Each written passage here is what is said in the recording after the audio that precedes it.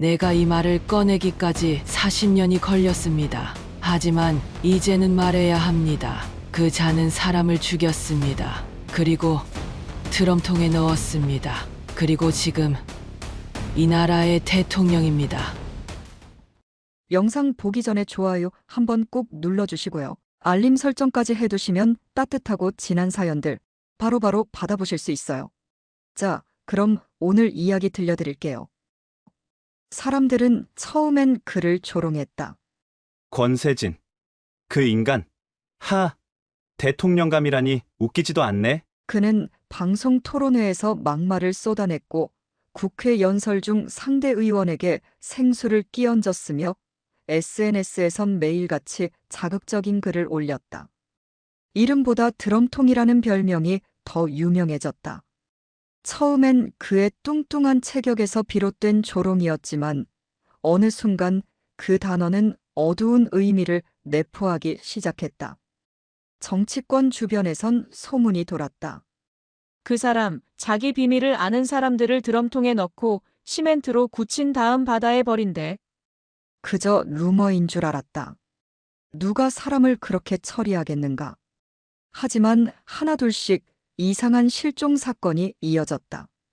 그의 캠프에서 일하던 전략기획실장, 20년 전 같은 당에서 함께 활동하던 동료 정치인, 그리고 아주 오래전 그와 군대에서 복무를 함께 했다는 하사관.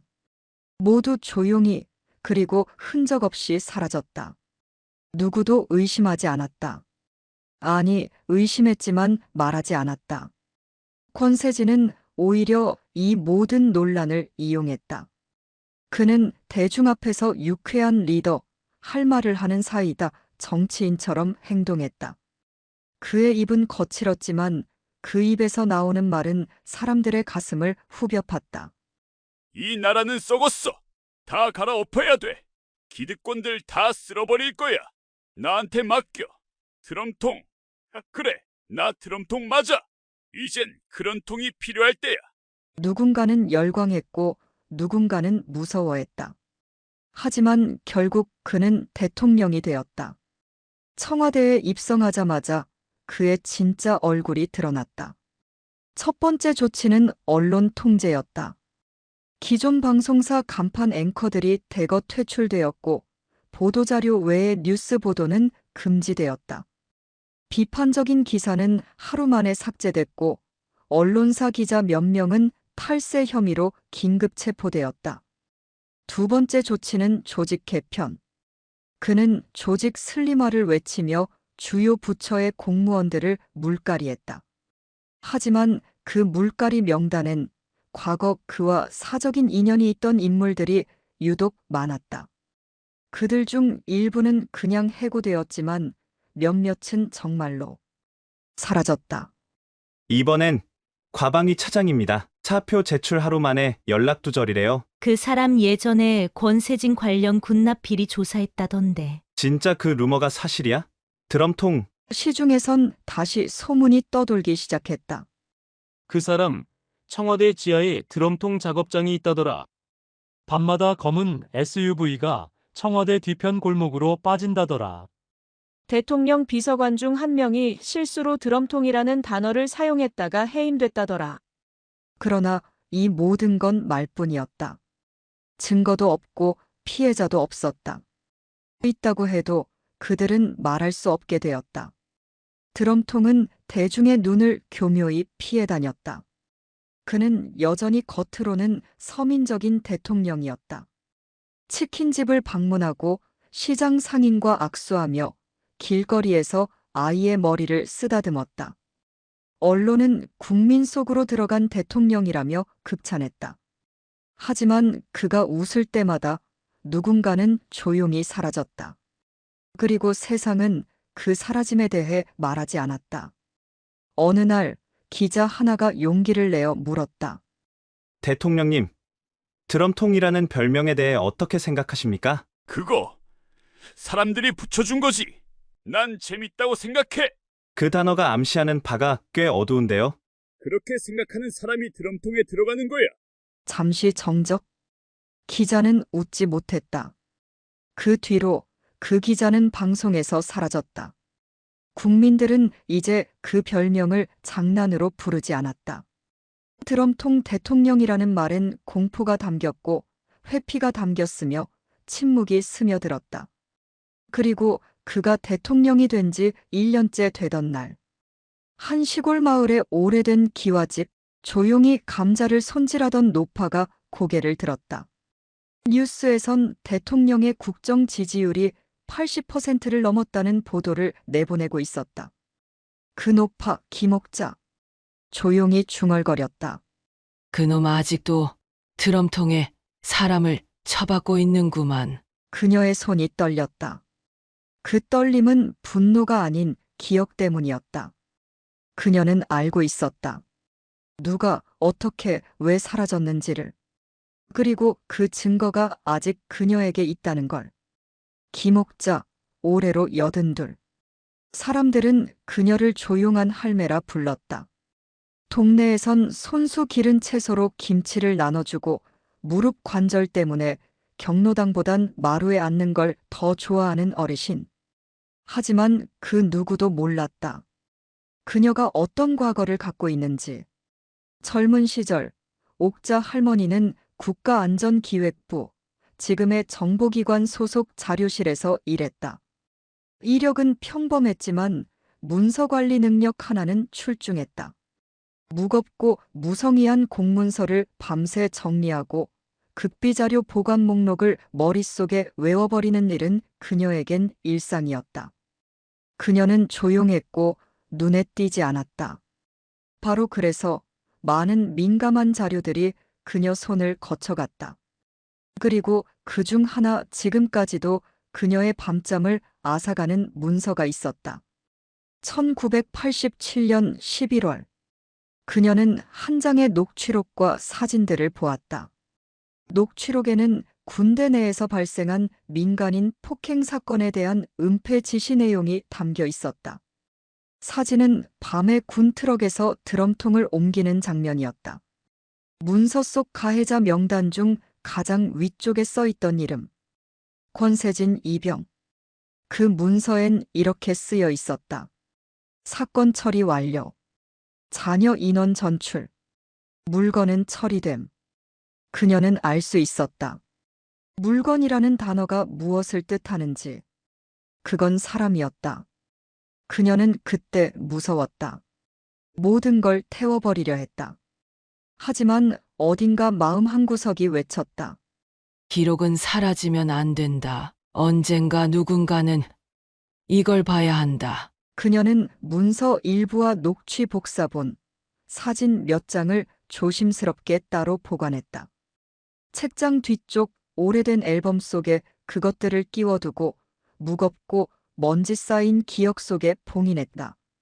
그리고 잊은 척하며 살았다. 결혼, 자식, 손주의 출생.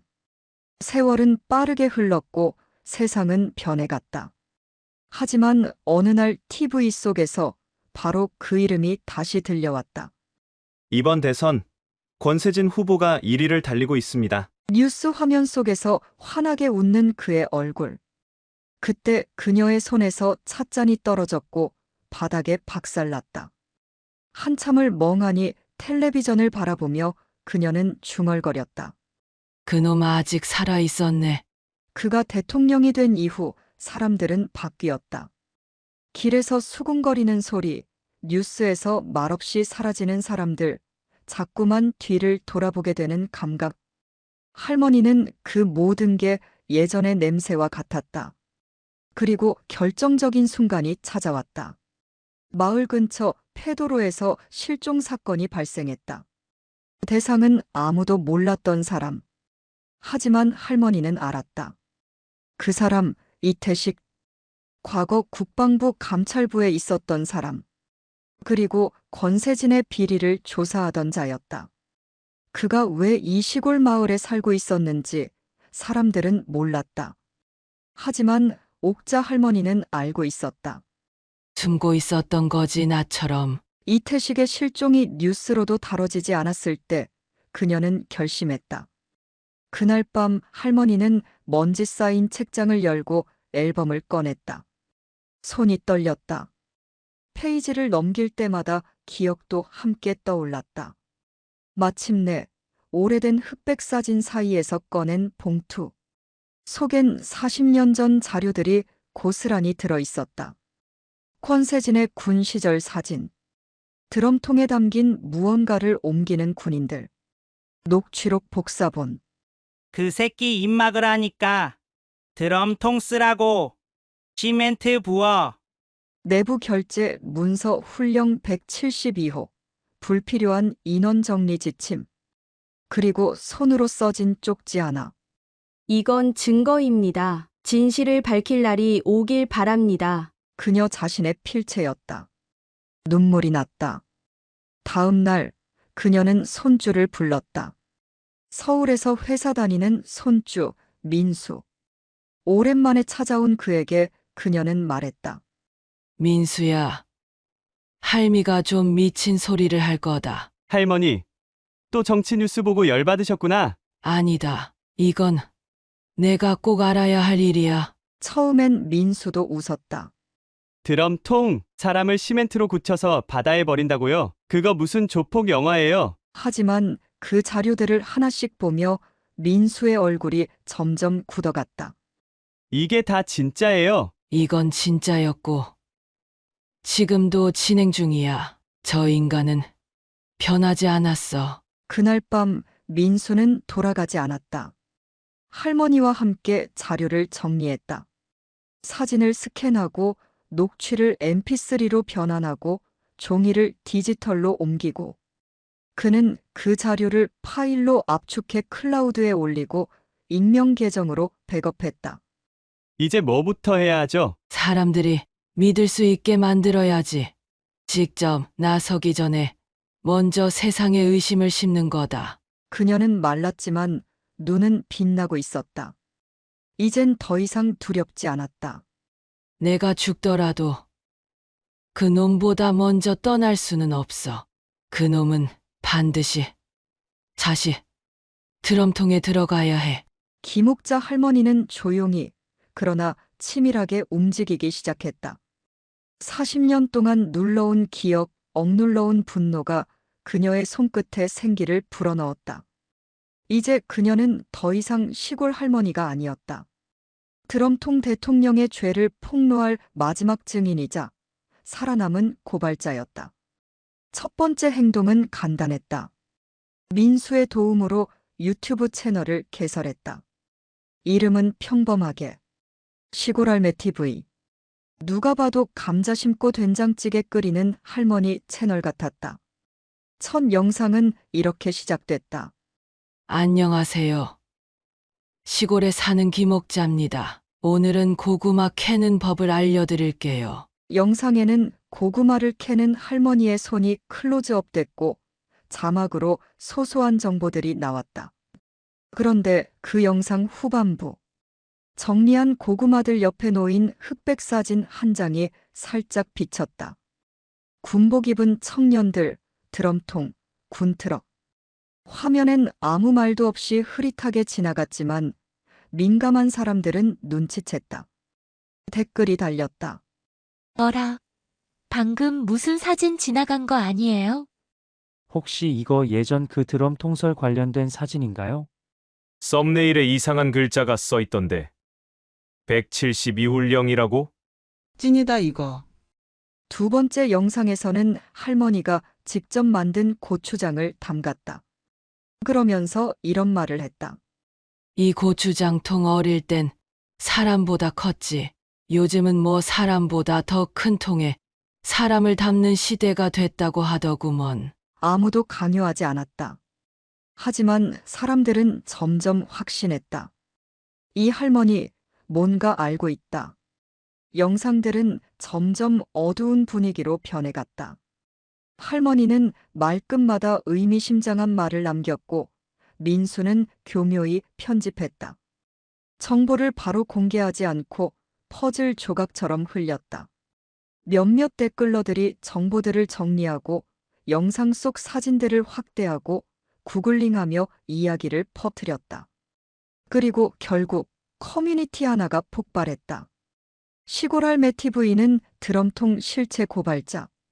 이제는 뉴스 기자들도 슬금슬금 연락을 하기 시작했다.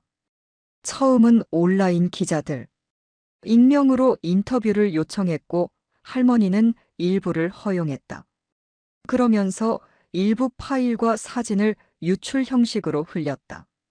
다음 날 다음과 같은 기사 제목이 떴다. 40년 전 군 내부 유기 사건 실존했나? 시멘트 드럼통 유기, 가짜뉴스인가 진짜 비리인가? 처음에는 괴담 정도로 다뤄졌다. 그런데 확실한 건 사람들의 관심이 폭발했다는 거였다. 할머니는 직접 나서기로 했다. 한 유튜브 채널과 영상 인터뷰를 잡고 얼굴을 드러내진 않았지만 분명한 메시지를 전했다. 영상에서 그녀는 이렇게 말했다. 나는 김옥자고 국가를 위해 일한 공무원이었소. 그때 그 문서를 받고 그 얼굴을 기억하오. 그리고 그 자는 지금 이 나라의 대통령이요. 이 영상은 순식간에 퍼졌다. 정치 성향을 가리지 않고 수많은 유튜버들이 반응했다. 진짜다. 이건 그냥 지나갈 일이 아니다. 드럼통의 진실이 밝혀지는 건가? 댓글 수만 개, 조회수 수백만. 드럼통 대통령은 이제 실명으로 언급되기 시작했다. 언론은 여전히 조심스러웠지만 인터넷은 불타올랐다. 그러자 반격이 시작됐다. 첫 번째는 유튜브 계정 정지였다. 커뮤니티 가이드라인 위반이라는 이유로 채널이 멈췄고 민수의 계정도 정지되었다. 이메일은 차단됐고 업로드했던 영상 일부가 삭제됐다. 두 번째는 경찰의 방문이었다. 현관 앞에 양복 입은 남자들이 찾아왔다. 김옥자 씨 되십니까? 허위사실 유포 혐의로 조사 대상입니다. 하지만 옥자 할머니는 겁먹지 않았다. 도리어 그 상황을 민수가 휴대폰으로 촬영했다. 이것이 진실을 덮으려는 거요? 그럼 난 더 세게 말하겠소. 이 영상은 바로 인터넷에 퍼졌고 도리어 경찰의 방문은 할머니의 신빙성을 높여주는 계기가 됐다. 사람들은 저항의 아이콘이라며 그녀를 추켜 세우기 시작했다. 세 번째 반격은 더 치명적이었다. 민수의 회사에서 연락이 왔다. 정치적으로 민감한 이슈에 연루된 직원은 당분간 출근을 중지해 주십시오. 사내 익명 게시판에는 민수를 비방하는 글들이 올라왔고 그의 인스타그램 계정은 해킹당했다. 할머니는 말없이 민수의 손을 잡았다. 이럴 줄 알았다. 내가 다칠까봐. 그게 제일 걱정이었지. 하지만 민수야, 우리가 멈추면 또 누군가 드럼통에 들어가야 해. 할머니는 마지막 결단을 내렸다. 모든 증거를 생방송으로 공개한다. 민수는 기술적인 준비에 들어갔다. PC를 2대 연결하고 OBS를 세팅하고 각종 클라우드 링크와 스캔 자료들을 순서대로 정리했다. 인터넷이 끊겨도 자동 업로드될 수 있도록 전 세계 서버에 백업했다. 방송은 토요일 밤 9시에 잡혔다. 제목은 단순했다. 김옥자입니다. 드럼통에 진실을 말하겠습니다. 그날 밤 수십만 명이 방송을 기다렸다. 화면에는 마루에 앉은 조그마한 할머니 한 분. 그 옆엔 두꺼운 서류 뭉치와 빛바랜 사진들. 그리고 잔뜩 긴장한 표정의 민수. 할머니가 천천히 입을 열었다. 내가 이 말을 꺼내기까지 40년이 걸렸습니다. 하지만 이제는 말해야 합니다. 그 자는 사람을 죽였습니다. 그리고 드럼통에 넣었습니다. 그리고 지금 이 나라의 대통령입니다. 김옥자 할머니의 생방송은 생각 이상이었다. 단 1시간 만에 실시간 시청자 수는 80만 명을 돌파했고 트위터, 인스타그램, 틱톡, 페이스북을 막론하고 해시태그 드럼통 대통령, 해시태그 김옥자 폭로, 해시태그 대통령의 진실이 동시에 실시간 검색어 1위를 차지했다. 영상 속 그녀는 느린 말투로 조곤조곤 진실을 꺼냈다. 군 트럭 사진, 시멘트가 굳은 드럼통의 바닥 사진, 녹취록 원본. 그리고 결정적으로 그녀가 직접 복사해 숨겨두었던 훈령 172호- 불필요한 인원 정리 지침. 거기엔 명확하게 군기 위반자 및 내부 폭로자 제거라는 문장이 들어 있었다. 민수는 조용히 화면을 전환했고 녹취 파일이 흘러나왔다. 저 새끼 또 떠들었대. 입 막아. 똑같이 해. 드럼통 써. 시멘트 부어. 사람들은 경악했다. 믿을 수 없다는 댓글이 폭주했고 진짜야? 편집 아니야? 저게 누구야? 같은 질문이 넘쳐났다. 하지만 그중 몇몇은 이미 알고 있었다. 그 두 번째 목소리가 권세진의 것이라는 걸. 청와대는 즉각 반응했다. 그날 밤 11시 대통령실 공식 입장이 발표됐다. 인터넷상에 유포되고 있는 드럼통 관련 영상은 명백한 허위사실이며 국가 원수를 겨냥한 악의적인 가짜뉴스입니다. 김옥자 씨는 현재 명예훼손 및 허위사실 유포 혐의로 고발 예정입니다. 그리고 다음 날 새벽 김옥자 할머니의 집에는 경찰이 들이닥쳤다. 압수수색 영장이 떨어졌고 민수의 노트북과 외장하드, 카메라, 심지어 집안에 붙여둔 자료 복사본까지 가져갔다. 할머니는 체포되지는 않았지만 가택연금 수준의 감시를 받기 시작했다.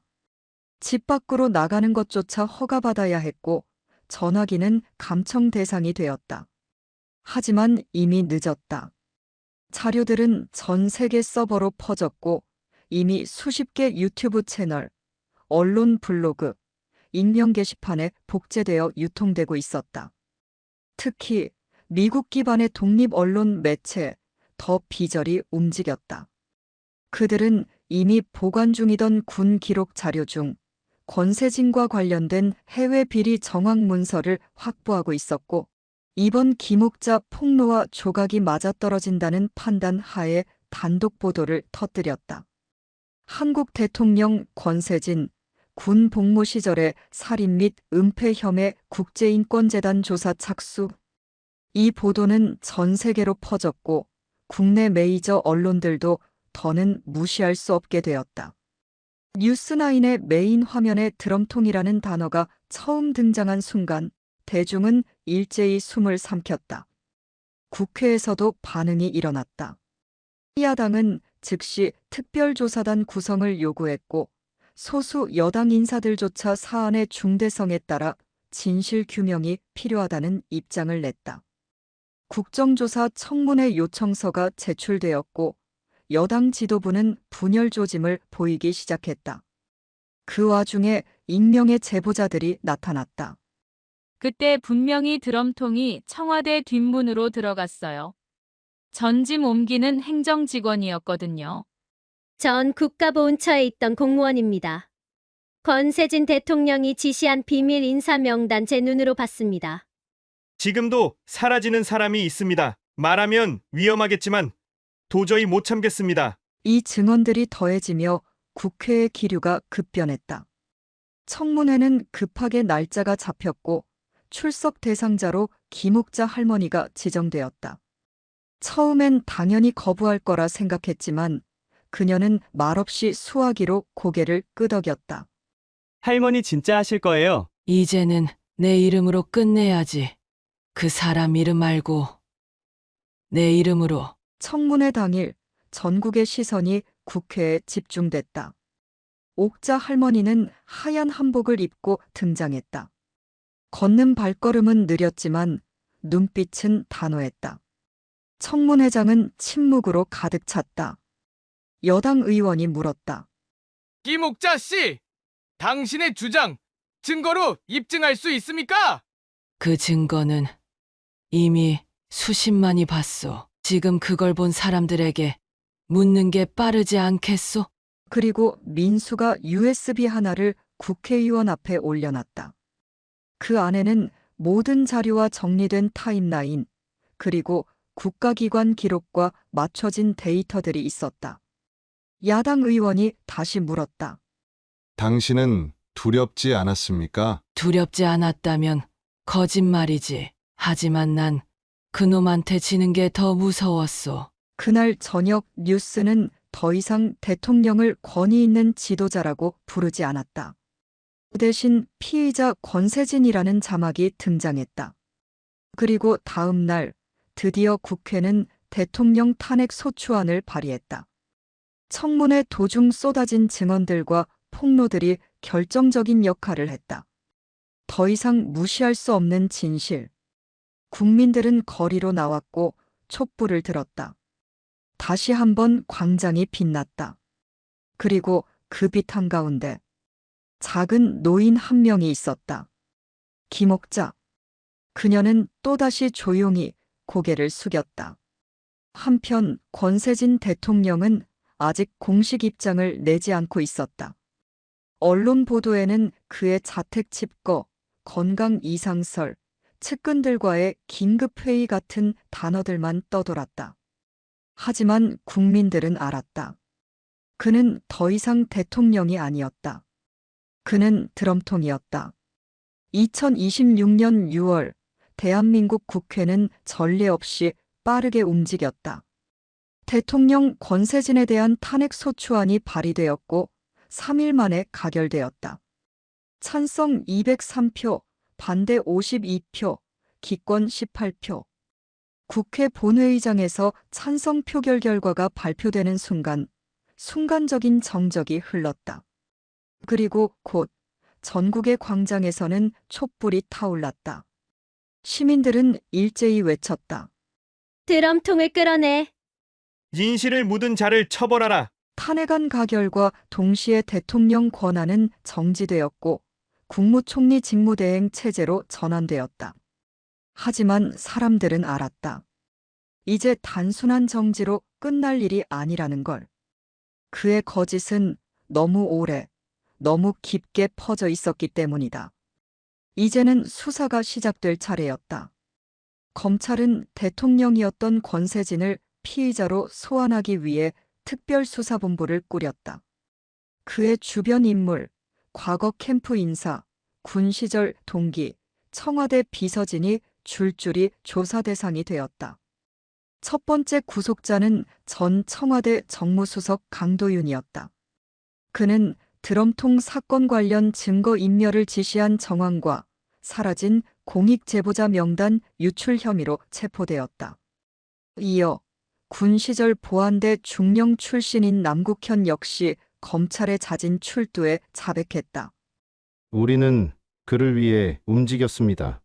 그가 시켰고 우리는 따랐습니다. 하지만 이제는 더 이상 숨길 수 없습니다. 그의 자백은 결정적이었다. 그는 직접 드럼통 유기 현장을 지휘한 자였고 녹취 파일의 첫 번째 목소리의 주인이 바로 그라는 것도 확인되었다. 그는 울면서 말했다. 그때 그 아이 울고 있었습니다. 도와달라고. 그런데 우린 그냥 청문회장에서 듣던 그 드럼통이라는 단어가 이제는 공식 수사 문건에 등장하기 시작했다. 이 와중에도 권세진은 침묵을 지켰다.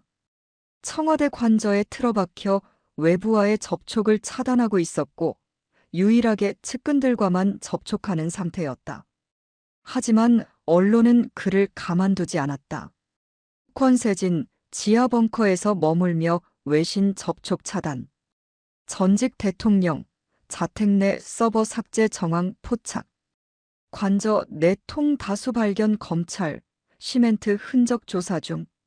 그의 말 대신 증거들이 진실을 대신했다. 그 시기 가장 뜨거운 관심을 받은 건 역시 옥자 할머니였다. 그녀는 이제 더 이상 마을의 작은 인물이 아니었다. 모든 언론이 그녀의 일거수일투족을 따라다녔고 사람들은 그녀를 현대판 유관순, 할매 스노든이라 불렀다. 기자들이 그녀의 집 앞에 진을 치자 옥자 할머니는 손주 민수와 함께 다시 영상을 올렸다.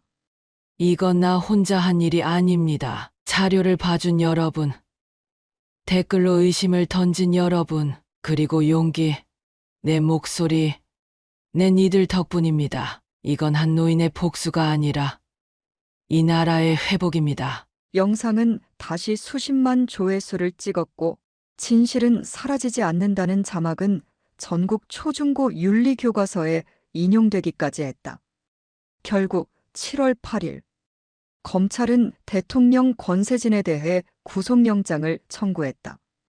그는 마지막까지 법률 대리인을 통해 입장을 내세웠다. 저는 이 모든 사안에 대해 무관하며 김옥자 씨의 증언은 명백한 날조와 정치적 공작입니다. 그러나 구속영장은 받아들여졌고 증거인멸 및 도주 우려 있음이라는 문구가 영장 문서에 새겨졌다. 체포 당일 전 국민은 TV를 켰다. 검찰 호송차가 청와대 뒷문으로 진입했고 경호원들이 삼엄한 표정으로 포위한 가운데 권세진이 모습을 드러냈다. 그는 변호사들에 둘러싸인 채 고개를 숙였다. 그리고 기자가 외쳤다. 드럼통, 정말 당신이 시켰습니까? 그때 권세진이 고개를 들었다. 눈빛은 흔들렸고 입술은 떨렸다. 하지만 그는 아무 말도 하지 않았다. 그 순간을 뉴스에서는 이렇게 보도했다. 오늘 한 시대가 끝났습니다. 권력은 무너졌고 진실은 드러났습니다. 그리고 그 중심에는 한 할머니가 있었습니다. 그날 밤 광화문에는 다시 사람들이 모였다. 무대 위 조용히 등장한 김옥자 할머니. 무대 아래에서 손주 민수가 마이크를 고쳐잡고 할머니를 받쳐주었다. 사람들이 조용히 귀를 기울였다. 그녀는 마이크를 들고 떨리는 목소리로 말했다. 그 사람을 드럼통에 다시 넣을 수는 없었습니다. 하지만 적어도 그 사람이 만든 통 속에 더는 아무도 들어가지 않도록 했습니다. 사람들은 울었고 박수를 쳤고 옥자 할머니라는 이름은 국가기념관 명예의 전당에 오르게 되었다. 권세진은 현재 서울구치소에 수감 중이며 그의 과거 범죄를 다룬 특별재판은 헌정 사상 최초로 대통령 살인교사 혐의를 다루게 되었다. 그리고 아직도 드럼통 하나가 부산 앞바다에서 인양되지 않은 채로 어딘가 바닥에 가라앉아 있다는 소문이 돌고 있었다. 그 안엔 무엇이 들어있을까? 그건 누구도 모른다. 하지만 김옥자만은 알고 있을 것이다. 대한민국은 혼란에서 서서히 안정을 되찾아가고 있었다. 탄핵, 수사, 구속, 그리고 특별재판. 그 모든 격변의 중심에 있던 드럼통 권세진은 이제 서울구치소 고위층 독방에 수감된 상태였다. 자신을 옹호하던 측근들은 모두 등을 돌렸고 언론은 연일 그의 혐의를 하나씩 파헤쳤다. 하지만 김옥자 할머니는 그 모든 소란에서 한 발 물러나 있었다. 그녀는 다시 자신의 집으로 돌아왔고 마당 한가운데 감자밭을 다시 일구고 있었다. 기자들이 찾아와도 정치인들이 초대해도 해외 언론이 인터뷰를 요청해도 그녀는 고개를 저었다. 이제 됐다. 그놈이 떨어졌으면 나는 할 일 다 한 거지. 할머니의 집 앞에는 여전히 편지가 쌓였다. 초등학생이 그린 할머니는 영웅이에요. 크레파스 그림부터 어떤 청년이 눈물 섞인 글씨로 적은 저희 아버지도 드럼통에 갔습니다는 고백까지. 그녀는 매일 아침 하나씩 편지를 읽고는 조용히 그것들을 감자 상자 속에 넣어두었다. 한편 손주 민수는 더 이상 회사를 다니지 않았다. 그는 작은 미디어 연구소를 차렸고 시민이 만든 진실의 아카이브라는 이름으로 정부의 부당함을 기록하고 알리는 일을 시작했다. 첫 강연은 단 한 명의 강사로부터 시작되었다. 바로 김옥자 할머니. 작은 강당에 앉은 사람들 앞에서 그녀는 마이크도 없이 말했다. 나는 그냥 서류 정리하던 노인이었어요. 근데 말이죠. 말 안 하면 그게 죄가 되더라고요. 지켜보고도 말 안 하면 그 사람이 되는 거예요. 드럼통, 그놈처럼. 그녀는 매일같이 손주와 산책을 나갔다. 사람들은 그녀를 보면 인사를 했다. 할머니 정말 감사합니다. 덕분에 나라가 조금은 나아졌어요. 하지만 그녀는 겸손히 고개를 끄덕일 뿐이었다. 그러던 어느 날 해질 무렵, 감자밭을 마무리하던 할머니가 민수에게 물었다. 민수야, 그놈은 뭐 한대? 뉴스 보니까 오늘 조사받았대요. 증거 추가됐다고. 그래. 그놈 아직도 말 안 해? 끝까지 모르세래요. 그 말을 들은 옥자 할머니는 이마에 손을 얹고 웃음을 터뜨렸다. 맑은 하늘 아래에서 그녀는 이렇게 중얼거렸다. 그놈 참. 드럼통에 말도 못 넣는구먼. 민수는 할머니의 웃음을 처음 보는 듯한 표정이었다. 할머니의 웃음엔 후련함도 슬픔도 그리고 이상하게도 어떤 따뜻함이 섞여 있었다. 며칠 뒤 민수는 할머니에게 제안을 했다. 할머니, 우리 책 만들어요. 할머니 이야기로. 무슨 책이야? 내가 무슨 말이나 글을 해봤다고. 할머니가 한 말은 다 기록돼 있어요. 전부요. 그들은 함께 글을 쓰기 시작했다. 처음엔 민수가 받아 적었고 나중엔 할머니가 직접 종이에 적어보기 시작했다.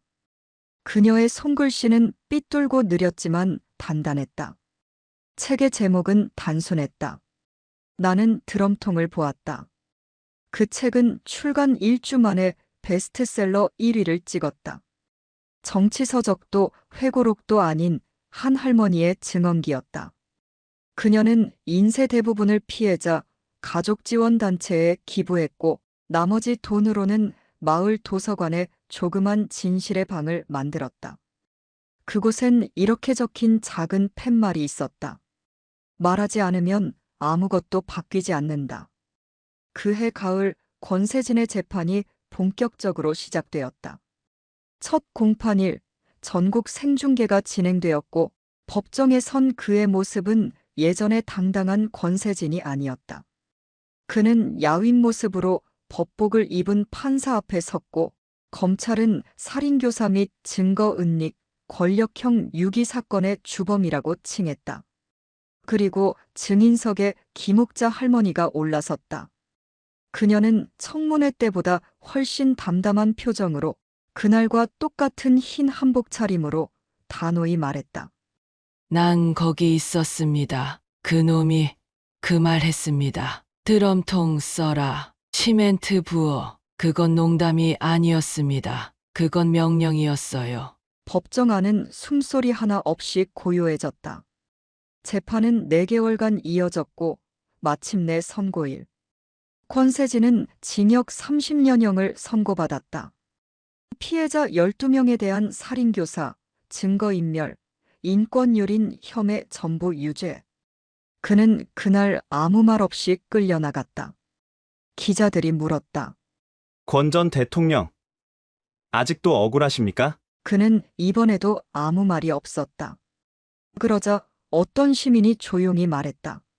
이제 드럼통은 뚜껑을 닫았다. 그리고 마지막 장면. 옥자 할머니는 마을 마당에 앉아 작은 텃밭을 바라보며 말한다. 나는 사람들에게 이렇게 기억되길 바라요. 그저 감자 잘 키우는 할매. 근데 말이야, 그 감자밭 밑에도 진실이 심겨 있었단다. 민수는 웃었다. 할머니, 너무 멋있어요. 그녀는 조용히 하늘을 올려다보며 천천히, 아주 천천히 미소를 지었다. 그것이 세상을 향한 마지막 웃음이었다.